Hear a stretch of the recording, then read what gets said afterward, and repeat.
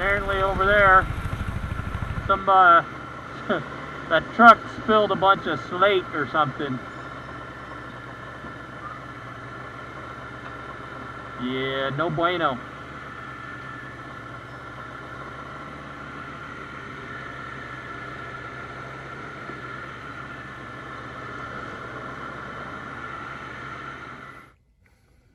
Back on the road,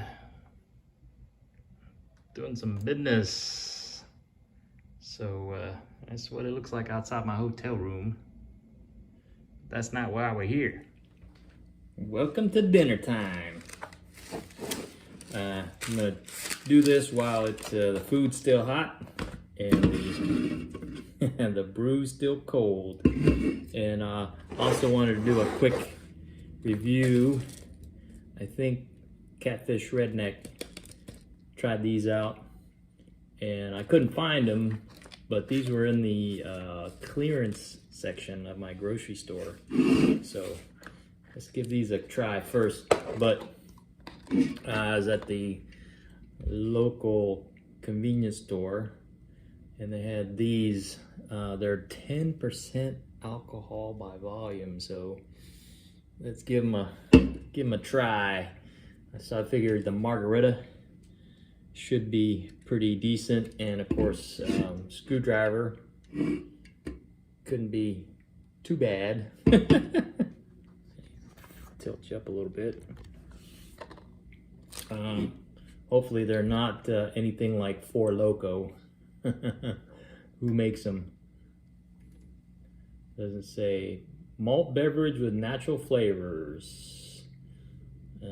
Join us on Facebook. Clubtails. Never had these before.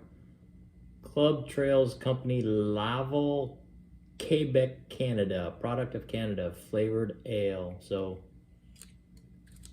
maybe they're not Four Loko brand.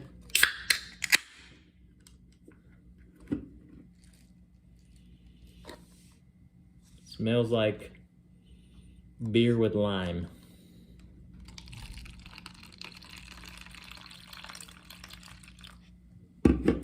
Cheers.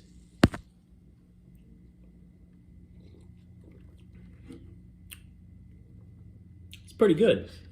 Reminds me of the margarita. So, win number one.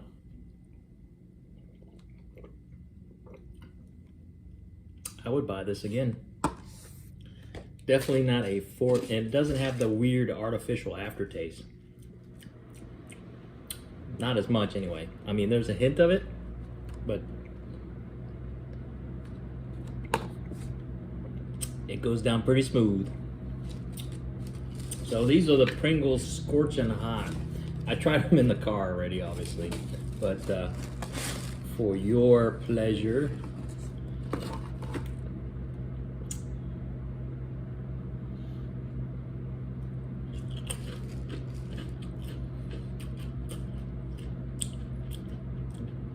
they have a little bit of a bite, but I would say it's not even Texas Pete hot.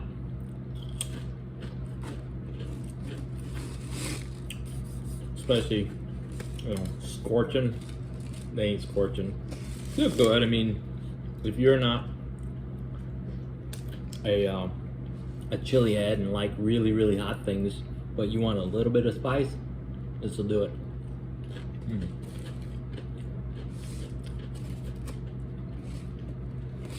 Yeah, I can eat the whole can. So that's that. It's alright. So let's cleanse the palate with the screwdriver.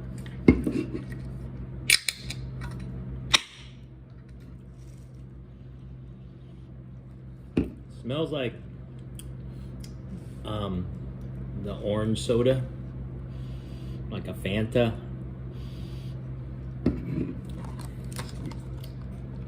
Hopefully it's as good as the margarita.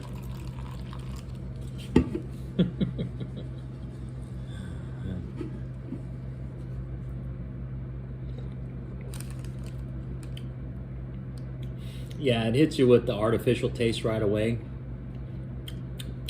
So I wouldn't buy this again, but I would definitely buy this again.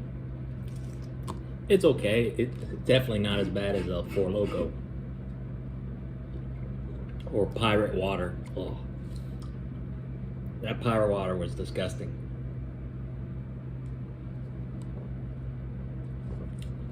It's drinkable. I think I paid $1.80 for one of these, or $1.50. I don't remember. It was less than $2. But for 10% alcohol, I guess you finish this one, and then you don't care what this one tastes like. All right. So let's break into. I went to China Walk, and I got the pepper chicken or pepper steak, yeah. I usually get either the orange chicken or General Tso's chicken, but I figured might as well try something different while I'm on the road. I tried to go to this place before, but they're not open on Mondays, so I was not able to get it before. But today is Wednesday, so hump day? No, Thursday. Today's Thursday. So I was able to, they were open today. That's for you, Jojo. All right.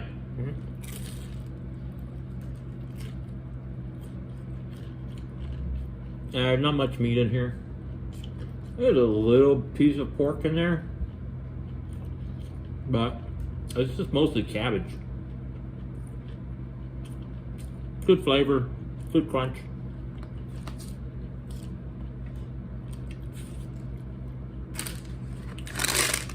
It's okay.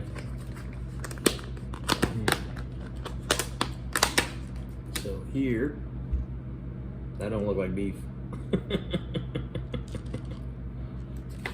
Does that look like beef?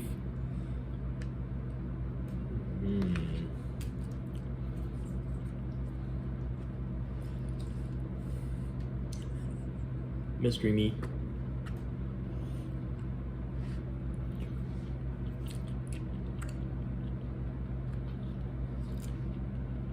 It's got a beef texture to it.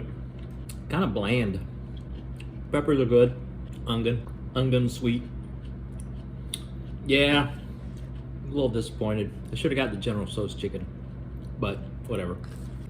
Don't know till you try. Some monosodium glutamate on there, and then the fly lice. Oh, of course. We cannot forget Chubby Bunny. Chubby Bunny.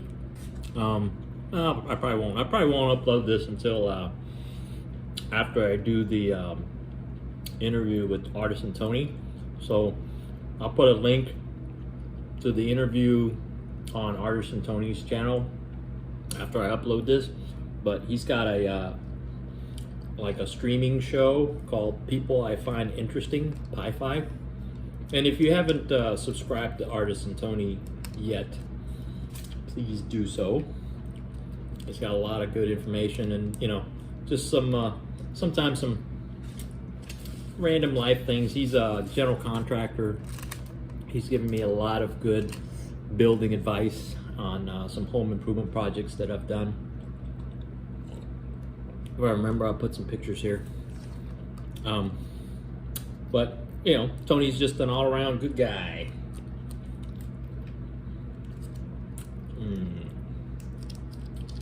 So I guess now we get into the mukbang. Mukbang is what they call it's a Korean thing. Apparently, it's called mukbang means eating show. So apparently, it's a big thing in Korea where people just like to watch you eat. But hey, to each their own. I do like watching some of the mukbang channels. Post some links below. Just Jojo is one of the channels. Very nice and entertaining person. There's KEBE. Of course, can't forget Epic Smash 88. Y'all go check him out. Colonel Richard Hunter.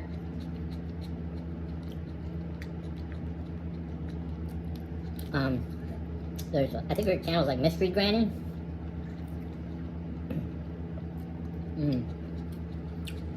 I think they use sesame oil to fry the rice, but it's got a very familiar taste to it.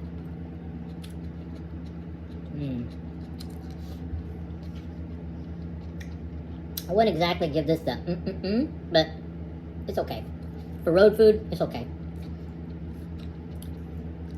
So barbarian. This deserves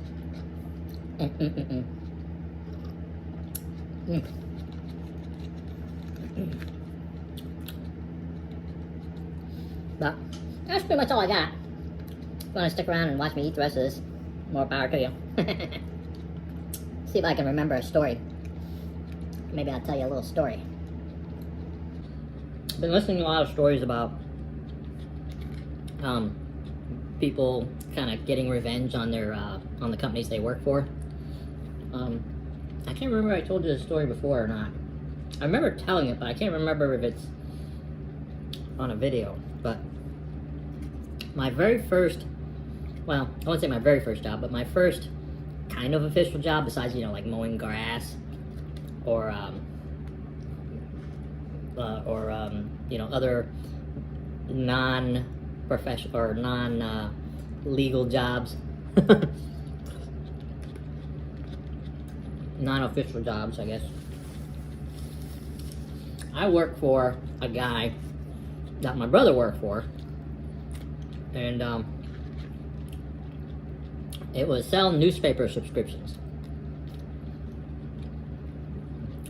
So my brother worked for this guy, I think, for like a year.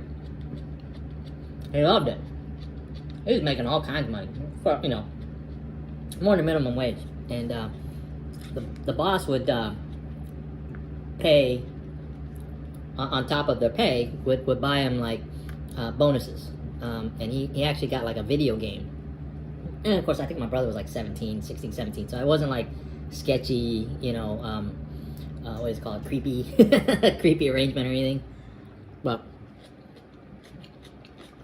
anyway, so when I turned 16 or 15, and my brother had already, you know, had worked for him and graduated school, and had joined the Navy, and he said, hey, why don't you, you know, go work with my old newspaper subscription boss? I was like, okay. So I gave him a phone call. I said, hey, you know, my brother worked for you. And he said, oh yeah, I remember. He was one of my best employees. Little did he know, I was a totally different personality than my brother. But, you know, this guy's like, well, I'll give him a shot.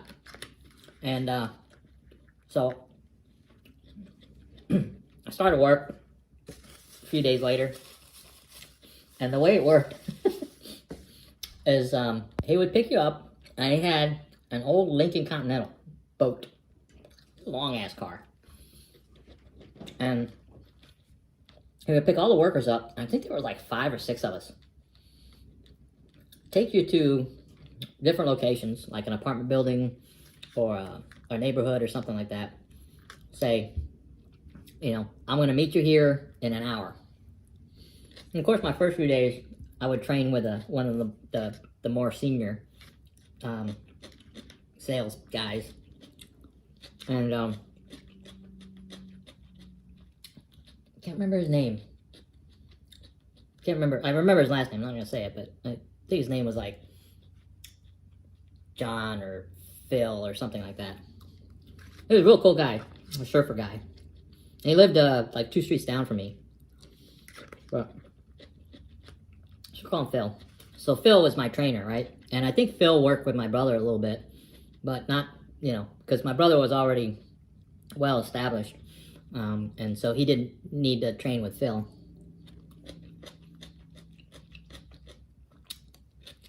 So I would follow Phil and just observe. And it was purely purely a commission-based job. So the more subscriptions you would sell, the more you get paid. And from what I remember, you get these slips, these subscription slips. They're like in triplicate with carbon paper, right?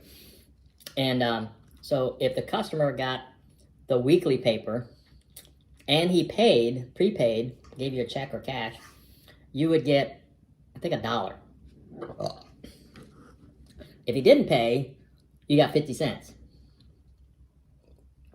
Or it may have been $3. I think, yeah. So this is my recollection. If you sold a weekly paper, you would get, and he paid, you would get $3. If you sold, and there's a morning paper, an evening paper, and a weekend paper. So weekend was Saturday and Sunday, and then I think it was like there's a Sunday only. So 4 different selections. If they already had a daily paper and you got them to add the evening paper or vice versa, I think you got 50 cents. And if you sold them both the weekend paper, you got $1. And if you sold them just the Sunday paper, I think you got 50 cents or something like that. Anyway, it was broken down. And so, you know, and so Phil, the way he did it, and Phil was like a surfer dude. Long blonde hair. I think he had like a tank top on. And shorts and like, you know, the boat shoes. So not very professional looking from a salesperson point of view, right? And I was young. I think I was like 15 years old. So Phil's spiel was, hey, I'm with the paper. Would you like a subscription? And they say no, and he moved along. And I'm like, you didn't try very hard. Of course, I was very young, naive. I thought you had to be, you know, more official and what do you call it, professional.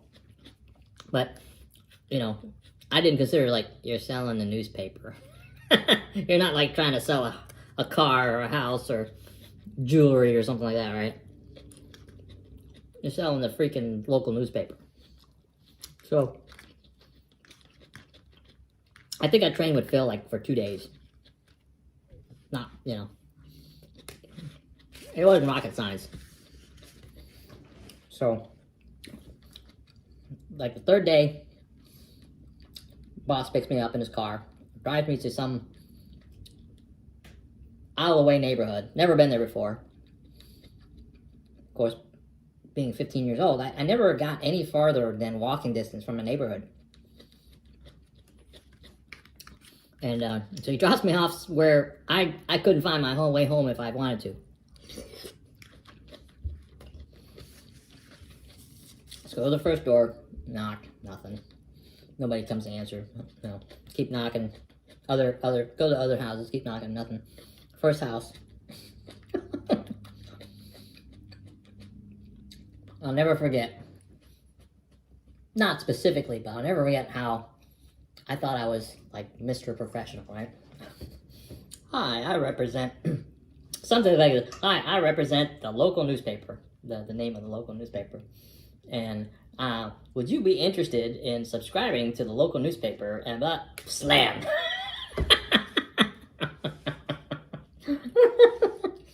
My first experience on my own of a door-to-door salesman.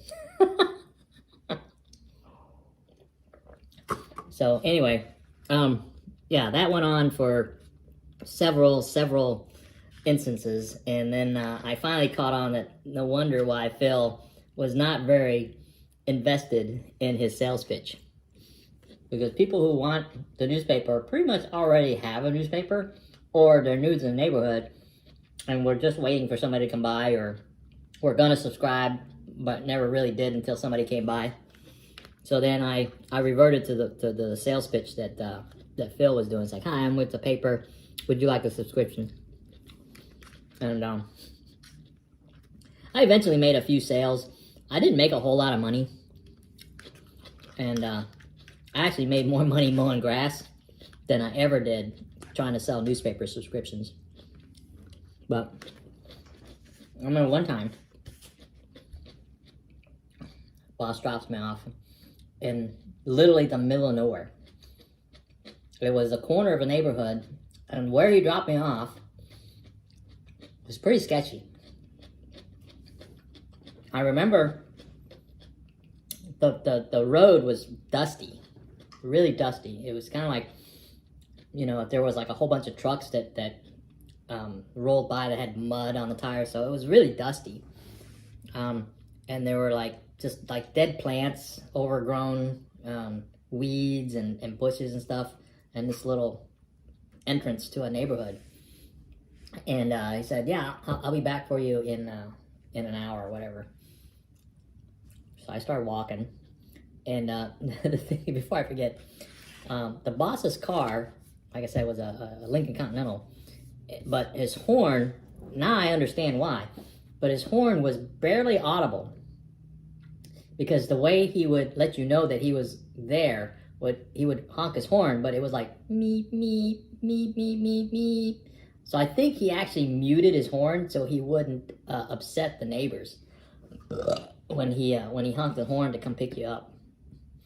Because when he picked you up at your house, either you would be waiting outside or waiting in the living room. Of course, we didn't have air conditioning, so he would just park outside your door or outside your house and honk his little horn. It was like meep, meep, meep. So anyway, so that one neighborhood that he dropped me in, that was in the middle of nowhere, drops me off. I go, you know, door to door, knocking, and I think at that time I was just like ready to just give up. So I just skipped the whole neighborhood. I walked to one house where there was a lady outside, and she was like pruning her bushes or something like that. And I was like, "Hi, you know, I'm with the paper. Would you like to buy a subscription?" And she says, "Well, my husband handles all the financial stuff, so he'll be back in about 30 minutes. You can talk to him." And then she starts talking to me about Jesus. So I'm like trying to make a sale, right? So I stand there and I listen to her lecture me about, you know, getting saved and you know, if I die, do I know if I'm gonna go to heaven or not? So I'm like, oh, I don't know.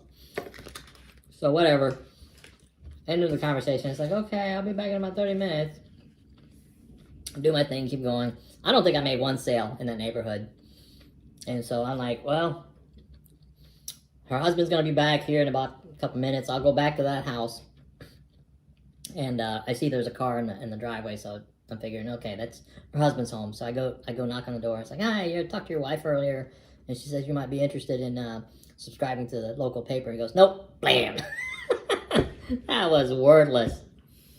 So yeah, door-to-door sales. I'm pretty glad that doesn't happen anymore, because it definitely takes more effort than outcome nowadays anymore. And apparently it was a thing, because like I said, my brother made pretty decent money selling newspaper subscriptions. But anyway, that's it. That's all I got. I'm done. I'm stuffed. I'm gonna finish my drink and take care of some business and go to bed. So thanks for watching. Have a good night. Cheers.